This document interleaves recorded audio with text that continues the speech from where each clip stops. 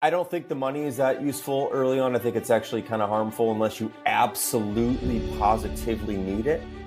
But I think the less you have, the better off you are initially. My general feeling though is that independence is often an overlooked value. And I think it's particularly important to us, and I think should be more considered for others. I think a lot of folks these days just want to get in bed with someone who has a lot of money to build their business.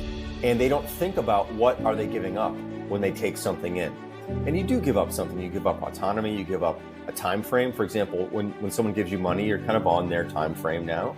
The aim is to return on that money, understandably so. And there's usually a time frame in which that return is expected.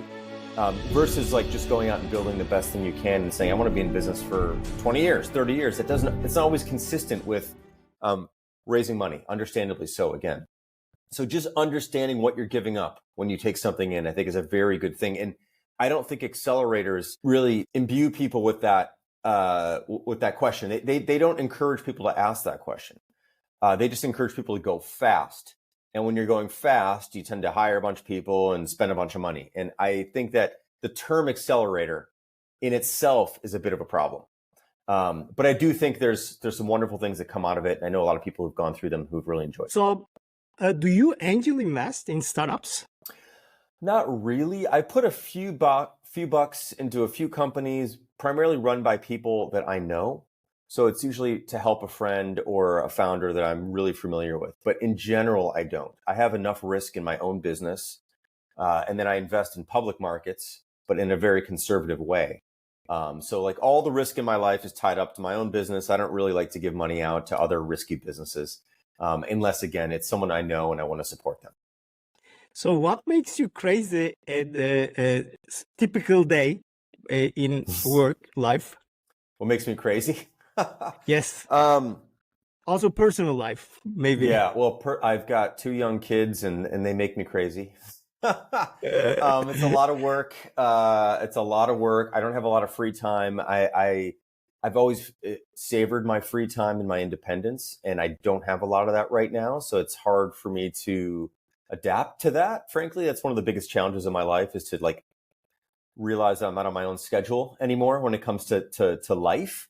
At work, things don't really drive me crazy other than like inefficiency and having to repeat myself. I don't like having to say the same thing 2 or 3 times to a team that I'm working with. Of course, like out loud, I will say things many times because not everybody hears you. You know, I might do this podcast and you have your audience, someone else has their audience, and they're different audiences. So I'll say the same thing in a sense, but I don't like saying the same thing to my team over and over. So that's one of the things that frustrates me.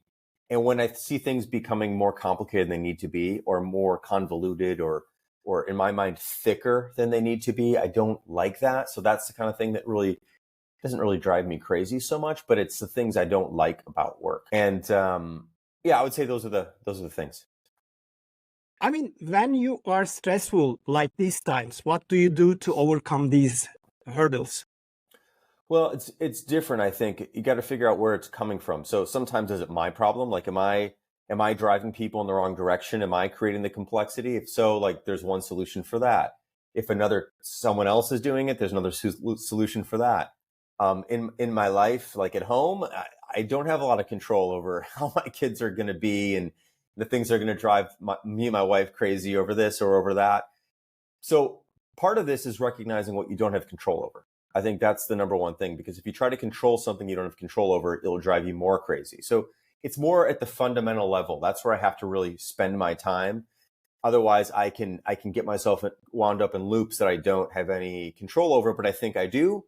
And then you just keep going in circles. So, hey, look, if it's something I can't handle or I don't have control over, the best thing for me is to step back and let it happen, actually, and let it pass. But if there is something I can have influence over or I'm involved with specifically, I think about what can I do to change the situation? And is it within my grasp? Is it within my reach? Is it within my power to do so? If so, like, how can I do this productively and constructively? So like yelling, for example, is not a particularly good approach. Sometimes perhaps you may have to be firmer with something, but that's not always the go-to. So it really is contextual. I'm not a big fan of consistency. I'm more a fan of context. And so I think context control, those kinds of things are really good things to think about if you really want to make change. How do you protect your focus, attention, and time against these interruptions, by the way? Well, I'll say like technically, I don't have notifications on for pretty much anything. I turn whenever I can, I turn like the badges off on my dock, on my phone, I turn notifications off. So I don't like to be pulled into things. And even though these things are called push notifications, they're not, they're pull. They pull you into a device or they pull you into a situation. I prefer to keep them all off and I'll check things when I have time. If someone needs to really get a hold of me, if there's an emergency, they can call me. That's a different kind of thing. So I tend to use voice and audio as like the emergency channel. Otherwise, I'll just get back to people when I have a chance. So that's number one. Number two is not expecting that of other people, not expecting immediate responses from others, not jumping in and causing chaos and havoc, respecting other people's boundaries like I want them to respect mine.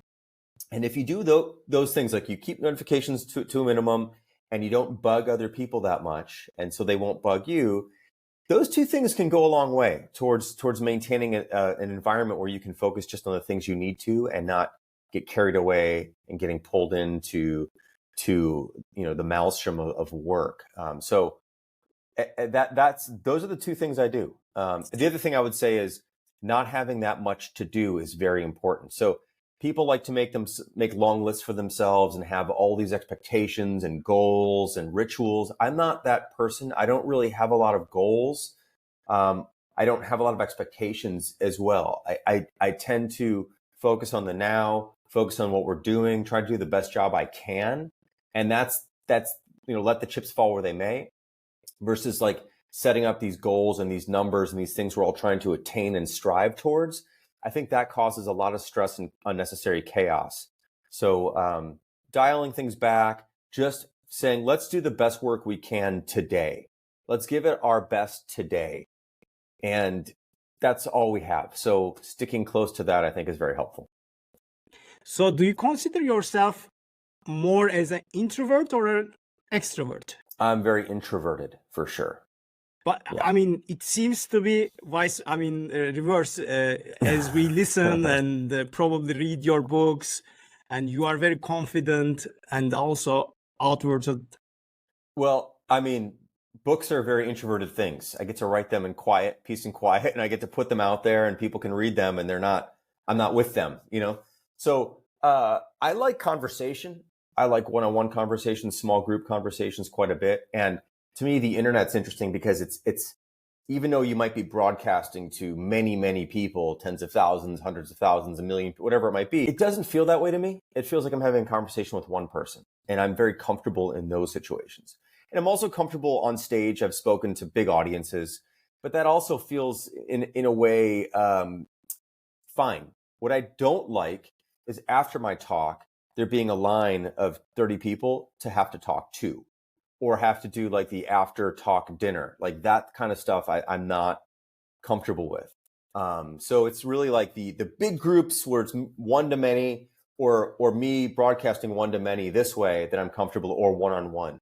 But I don't like the middle ground. So I would definitely call myself an introvert. And I prefer to stay home versus go out to a party or whatever. That's just not kind of my thing. Yeah. So when do you find yourself in the state of flow? Flow, right when I write, I find myself in flow when I'm thinking about new product ideas. So big picture thinking, I find very relaxing and very comforting, and intellectually stimulating and interesting.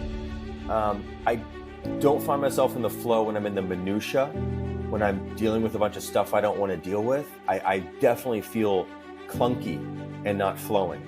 So for me, like, for example, we're about to start working on a new product this week. I like this. This is kind of my zone. The big picture thinking about what this thing should do, what it's all about, the big idea behind it, coming up with a clear idea that I can explain to others, finding an idea that in my mind rhymes, like it all just sort of rhymes, it goes well together like a good poem. That is where I'm in my flow state.